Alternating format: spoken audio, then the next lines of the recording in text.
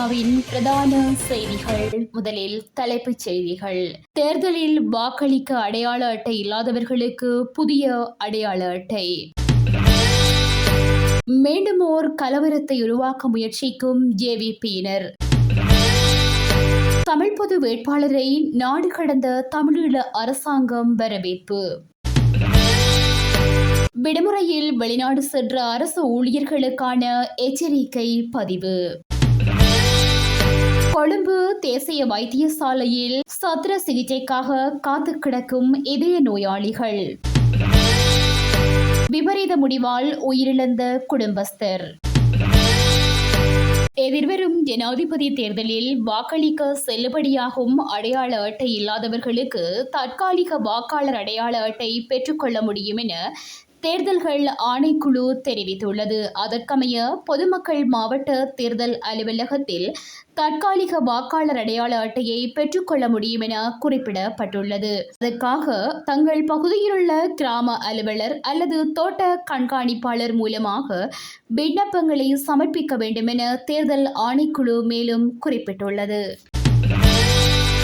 இசைக்குழுக்கள் மற்றும் ஊடகவியலாளர்களை அச்சுறுத்துவதன் மூலம் 1988 தொடக்கம் 1989 போன்றதொரு சூழலை மீண்டும் உருவாக்க ஜேவிபி முயற்சிப்பதாக ஜனாதிபதியின் தொழில் மற்றும் வெளிநாட்டு வேலைவாய்ப்புகள் தொடர்பான ஆலோசகர் மனச நாணயக்கார தெரிவித்துள்ளார். நாங்கள் நேற்று காலையில் பிரச்சாரம் செய்தோம். 14,000 இடங்களில் ஜனாதிபதிக்கு ஆதரவாக தேர்தல் பிரச்சாரம் மேற்கொள்ளப்பட்டது. காலையில் வீடு வீடாக ஜனாதிபதி தேர்தல் பிரச்சாரம் செய்யவில்லை. ஹெஸ்பேவ டிப்போவில் 25 பேருந்துகள் முன்பதிவு செய்து அதில் பொதுமக்களை ஜேவிபியினர் அழைத்து வந்துள்ளனர். ஜேவிபியின் தேர்தல் பிரச்சார கூட்டங்கள் என்று கூறிக்கொண்டு நாடு முழுவதிலும் உள்ள மக்களை அழைத்து வந்து காலையில் பிரச்சாரம் செய்கின்றனர். இவ்வாறுதான் அவர்களால் போலி மக்கள் அலை உருவாக்கப்பட்டுள்ளது. எனவே காலையில் இருப்பவர்கள் யாரும் முட்டாள்கள் இல்லை. நான் அவர்களுக்கு நினைவூட்ட விரும்புகிறேன். இதனை ஊடகங்கள் தான் ஆராய்ந்து பொதுமக்களுக்கு சரியான தகவல்களை வழங்க வேண்டும். பிரபல இசைக்குழுவான மரியன்ஸ் இசைக்குழுவின் ரோசாலா ஒரு பாடலை மாற்றி பாடியுள்ளார். இதனால் அந்த இசைக்குழுவுக்கு மன்னிப்பு கேட்கும்படி அச்சுறுத்தல் ஜேவிபியினரால் விடுக்கப்பட்டுள்ளது. ஊடகவியலாளர்களுக்கு உண்மையை கூற வாய்ப்பு வழங்கப்படுவதில்லை. வடக்கிற்கு சென்று தென்னிலங்கை மக்கள் தேர்தலில் ஒருமித்த கருத்தை கொண்டுள்ளதாகவும் அதனை வடக்கில் உள்ள மக்கள் ஏற்றுக்கொள்ள வேண்டும் எனவும் கூறியுள்ளார். வடக்கு மக்கள் மாத்திரம் அந்த தீர்மானத்திற்கு எதிரான நிலைப்பாட்டில் இருக்கும்போது தென்பகுதி மக்கள் எவ்வாறு செயற்படுவார்கள் என்பது தமக்கு தெரியாது எனவும் அச்சுறுத்துகின்றார். ஜேவிபி பேரணிக்கு சென்ற இராணுவ அதிகாரியை அச்சுறுத்தும் வீடியோக்களை பார்த்திருக்கின்றோம்.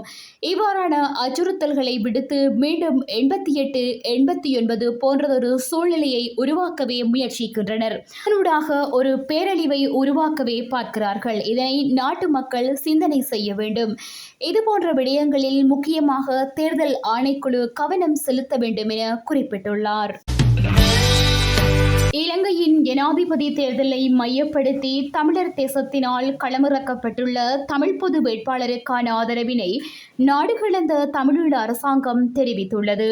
விடுதலை அரசின் முனைப்பான தேசமாக தேசிய இனத்தின் திரட்சியாக சங்க சின்னத்திற்கு மட்டும் வாக்களிக்குமாறு இலங்கையில் உள்ள தமிழர்களை மற்றும் வாக்களிக்க தகுதியுள்ள புலம்பெயர் தமிழர்களை உரிமையோடு வேண்டுகிறோம் என குறிப்பிடப்பட்டுள்ளது. கடந்த செப்டம்பர் 7 நாடு கடந்த தமிழீழ அரசாங்கத்தின் அரசவையில் இது தொடர்பான கருத்தாடல் இடம்பெற்றிருந்ததோடு ஏகமனதாக இதற்கு தீர்மானமும் நிறைவேற்றப்பட்டுள்ளது.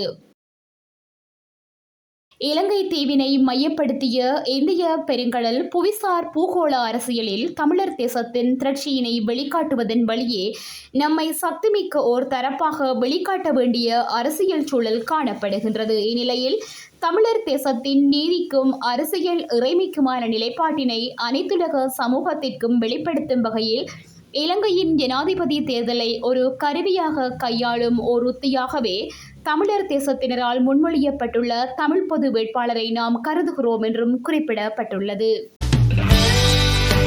விடுமுறையில் வெளிநாடுகளுக்கு சென்றுள்ள அரச ஊழியர்கள் மீண்டும் உரிய தினத்தில் கடமைக்கு சமூகம் அளிக்காவிட்டால் அவர்கள் சேவையிலிருந்து விலகிச் சென்றதாக கருதப்படுவார்கள் என தெரிவிக்கப்பட்டுள்ளது.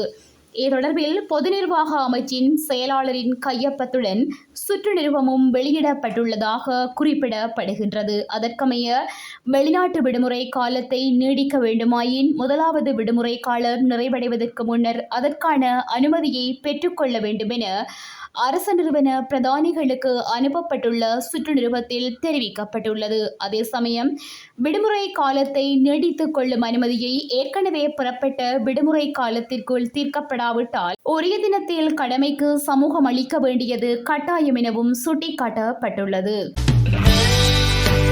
கொழும்பு தேசிய வைத்தியசாலையில் 5000 இதய நோயாளிகள் சத்திர சிகிச்சைக்காக காத்திருப்பதாக தகவல்கள் தெரிவிக்கின்றது.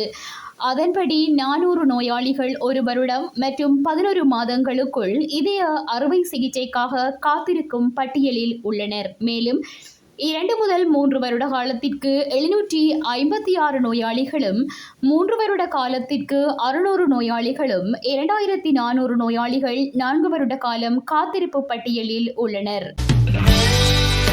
திருகோணமலை ஈச்சிலம்பற்று துறைப்பகுதியில் வீட்டில் குடும்பஸ்தர் ஒருவர் தவறான முடிவெடுத்து உயிரை மாய்த்துள்ளதாக போலீசார் தெரிவித்துள்ளனர். குறித்த சம்பவம் நேற்றைய தினம் இரவு இடம்பெற்ற நிலையில் சம்பவத்தில் 35 வயதான குடும்பஸ்தரே உயிரிழந்துள்ளார். குடும்பஸ்தரின் உயிரிழப்பிற்கான காரணம் வெளிவராத நிலையில் சம்பவம் தொடர்பிலான மேலதிக விசாரணைகளை ஈச்சிலம்பற்று போலீசார் முன்னெடுத்து வருகின்றனர். இத்துடன் செய்திகள் நிறைவடைகின்றன.